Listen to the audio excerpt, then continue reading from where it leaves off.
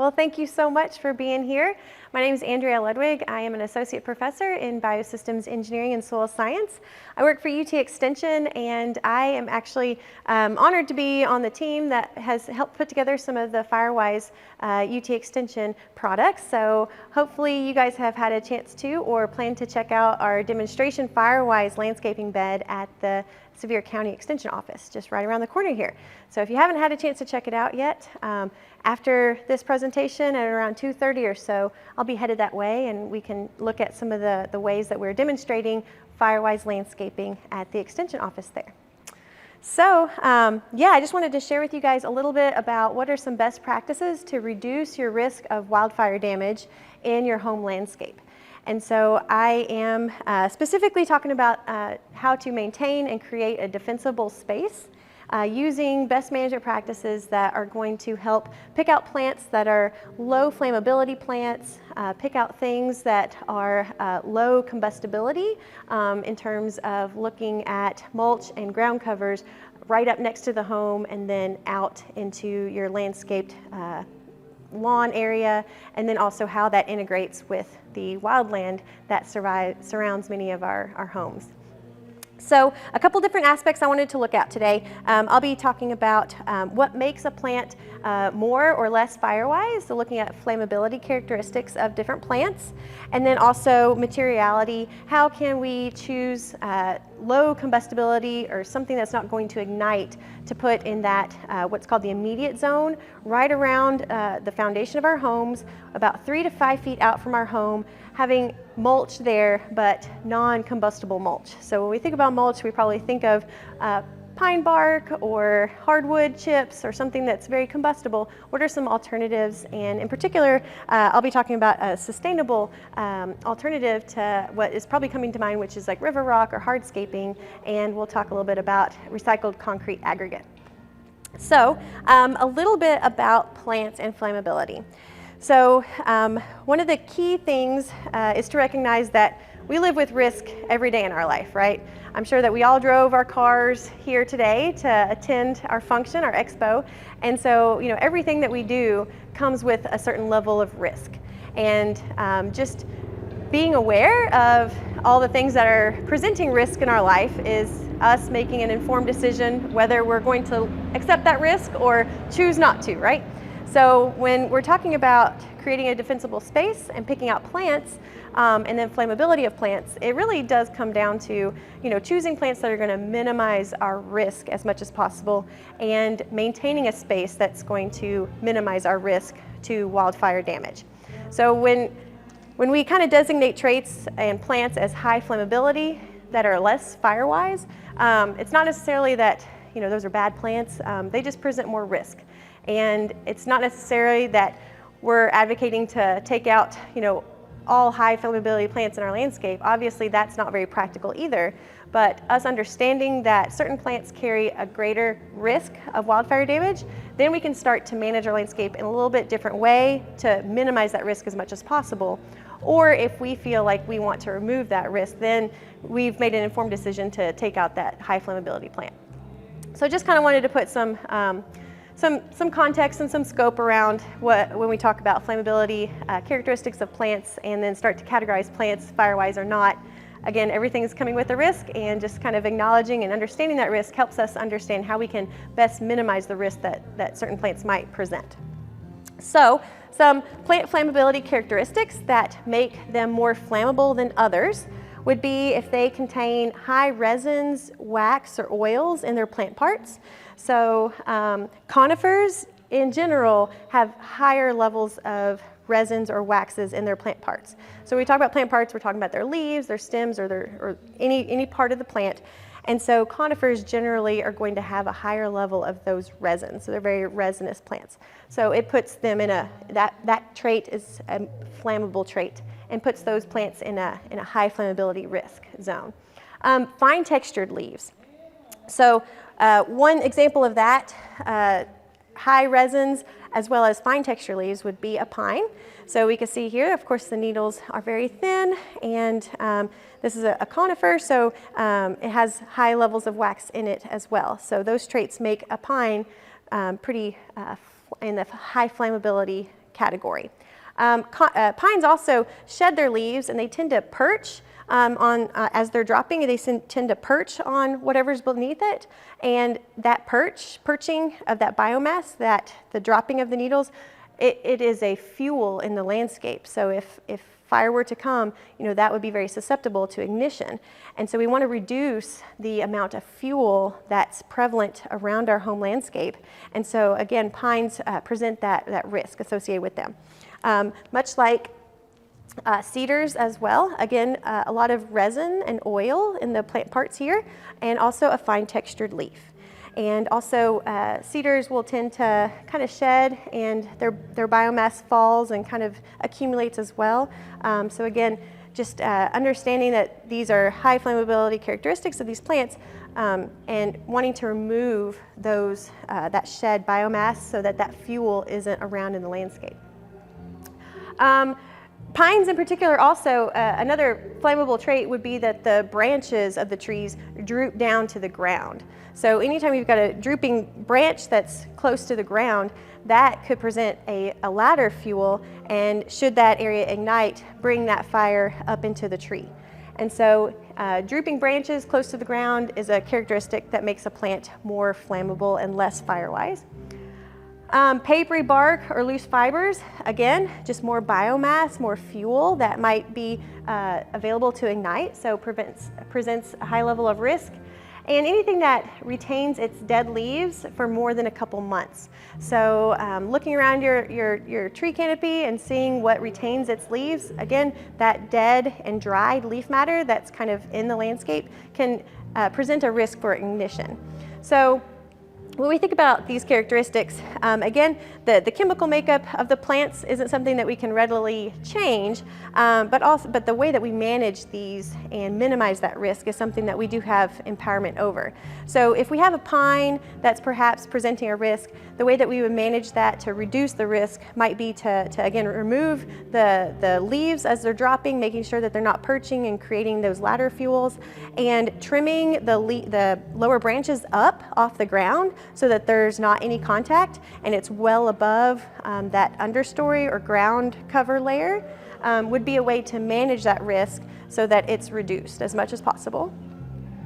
Some characteristics of plants that make them less flammable or more firewise would be that they have less resins. Generally speaking, our deciduous trees have less resins and oils than our conifers. So deciduous is a less flammable category of plants and woodies.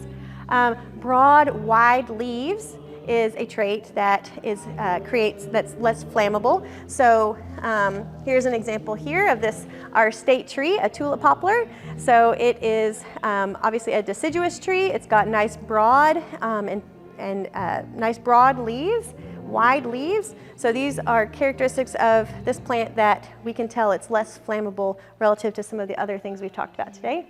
If the branches tend to come up and they're not drooping onto the ground, again, that presents less risk, so less flammable trait there.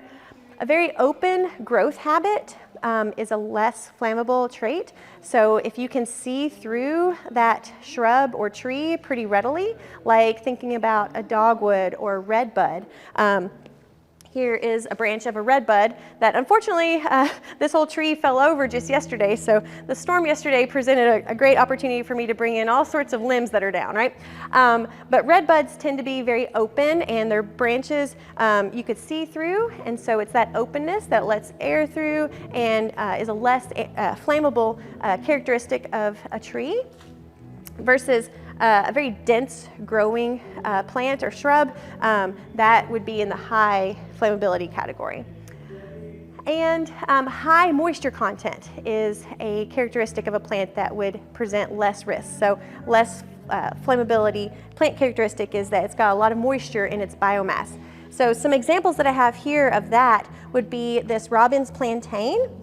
You can see just in the leaves right here, they're pretty thick and they're actually they're hairy, and a lot of moisture is contained in those leaves in the biomass, as well as anything that's succulent like prickly pear cactus, stone crop. This is a false aloe, yucca. these plants have a lot of moisture in their leaves, and so again, it lowers their risk of ignition because of that moisture content.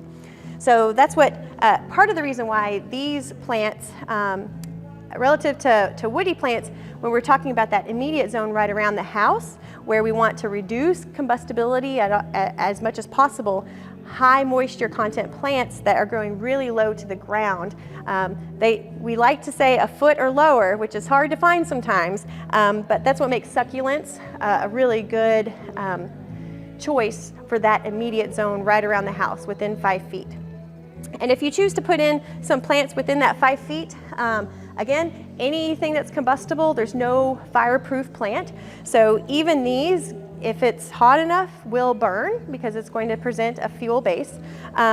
Just again, recognizing that risk and then minimizing it by creating fuel breaks. And so if you have a patch of ground cover, high moisture plants, making sure that around it, perhaps you're putting in a non-combustible mulch cover. And that would isolate that area then and not create an opportunity for fire to find a ladder into other areas or onto the home. So that's a little bit about some of the characteristics that makes plants flammable in the high flammability or low flammability categories, Firewise or not. And there's many great publications out there from our Department of Forestry and others and Tennessee Invasive Plant Councils that help us determine if some of the other plants that we commonly see in our landscape are Firewise or not. So check out our UT Extension booth and other booths around here for some literature on that. And this will categorize many more of our common landscaping plants, whether they're Firewise or not. And I wanted to highlight this awesome publication from the Tennessee Invasive Plant Council. This is Tennessee's native plant alternatives to non-native invasives. So if you find that in your landscape, there's a couple options, a couple things that exist in your landscape that present high level of risk, so that are flammable, and you are interested in replacing them, choosing something that's native not only will lower the flammability, but then also be providing for the wildlife that we love seeing around our Smoky Mountains and in Sevier County. So check this out for some ideas on what you could perhaps bring back into your landscape if you were to replace some of your plants. And then finally, I wanted to touch base a little bit on materiality and some of the mulch options that we've got.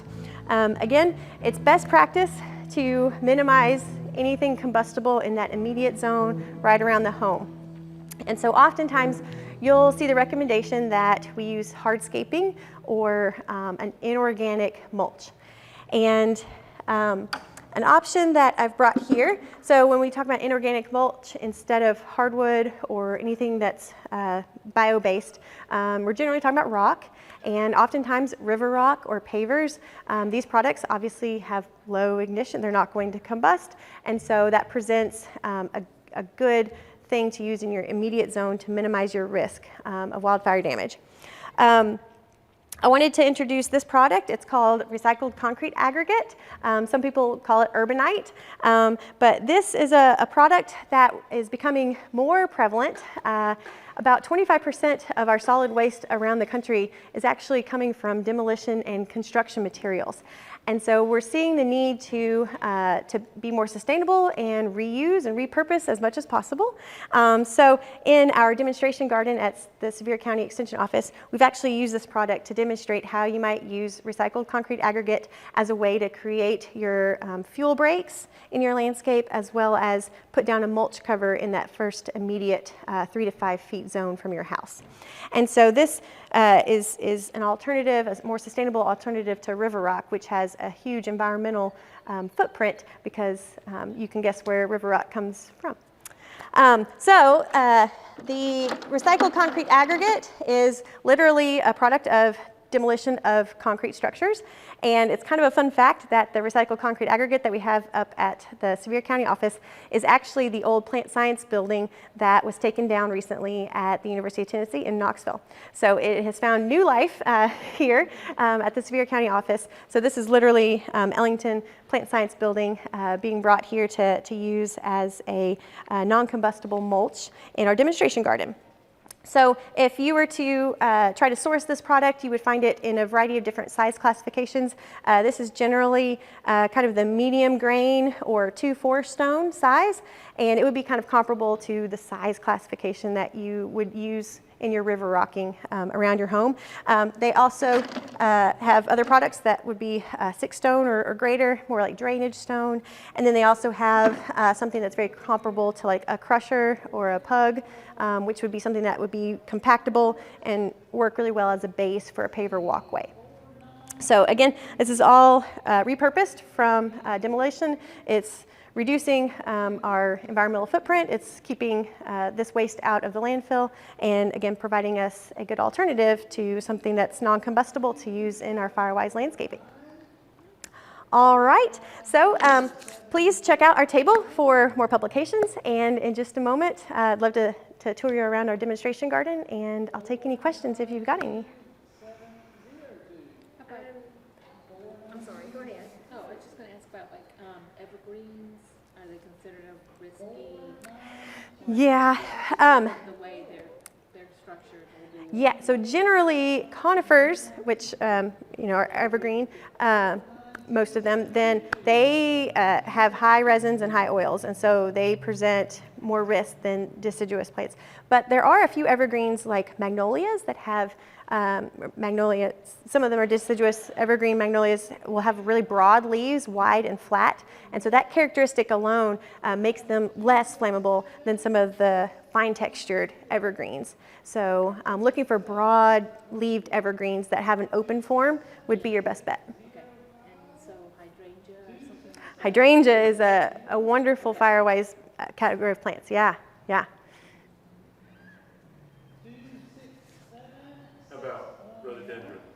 Rhodos, they unfortunately are on the more flammable end of the spectrum. Yep, yep. Mountain Laurel, flammable, very flammable, yeah. Again, all these like classic, you know, those two classic, you know, mountain shrubs. Again, you know, we all live with risk every day, right? And so understanding that risk and perhaps trimming them, making sure that they keep some sort of like loose habit might be reducing your risk there if you keep those in your landscape. And then ideally just making sure that they're in the extended zone. You know, ideally 30 feet from the house would be the safest way. Where do you purchase the recycled concrete? Yeah, so the only place that I've found it recently in this area is a company outside in Knoxville. Duracap is also one of their partners is Concrete Recycling LLC, I believe is the name, but it's a Duracap company, and they're there off Asbury Road, just across the river in Knoxville. Yeah, and I think they're the only ones in town doing that work. If anybody finds any other companies doing that work, I'll let you know, but right now that's the only place I can find right here in this area. Yeah. And anybody can purchase. I asked them to make sure it was okay. You know, homeowners can come up with buckets and they'll sell to you. You don't have to be a contractor. Or if you've got a dump truck, bring it. They've got truck scales and everything too. So in terms of mulch, obviously the pine mulch and stuff is not good. But how about some of this that's made out of recycled materials like tires or something like that? Is it still considered very risky? Right. Well, unfortunately, tires are combustible, and so the best practice to minimize your risk is non-combustible rock-based. Right. Yeah. So that's again to minimize your risk. Yeah. If you went around my home landscape, I would not be showing all of that all the time. So it is also perhaps dependent on if the base of your home is concrete. My whole basement is concrete, and so again, I'm recognizing the risk where I've got some combustible mulches next to that. But if your siding or any part of your decking is combustible, it is definitely wise to have non-combustible mulch around that area. Yeah. Fantastic. And we also have some more plants. These are all the plants that are potted at our table over there are going to be the final door prize that's given away. So hopefully you guys got a ticket for that. But I also have several other succulent examples, some sedges, I should have also mentioned, one other great tool that we've got to minimize our risk is water. We have an abundance of rainfall around here.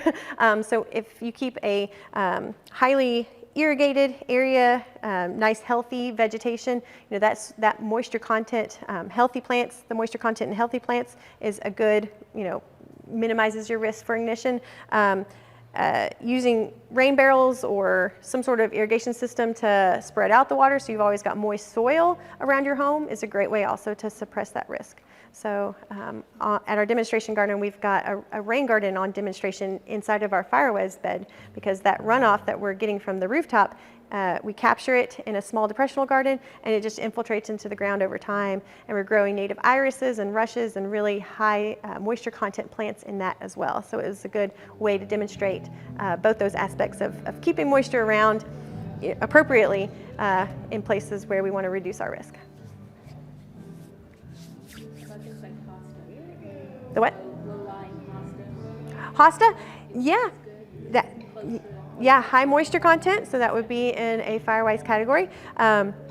Again, right around the home, getting like the really low ones and creating that fuel break around it would be always good. And then in the intermediate zone, 5 feet to 30 feet, hostas are right in that size classification. There's other spacings on shrubs and crowns of trees based on immediate, intermediate, and extended zones. In the publication that we've got at our table out there that talks all about this defensible space and how to maintain that minimal risk.